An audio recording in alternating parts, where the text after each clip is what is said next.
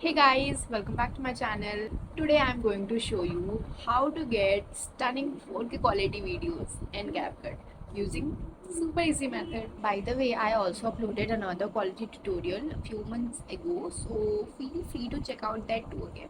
So let's get started. First of all, let's select all the clips. Alright, now head over to the edges section and once you are there, set the sharpen value to 100.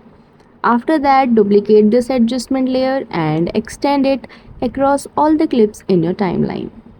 Now, go back to any one of the adjustment layers and make the following changes.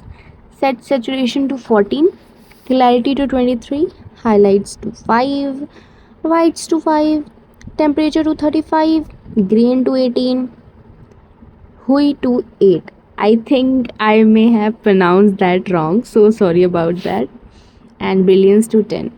Now just take a look at the quality. You can already see how much better it has become after these adjustments.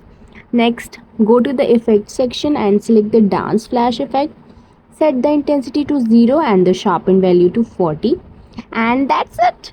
Our quality enhancement is complete.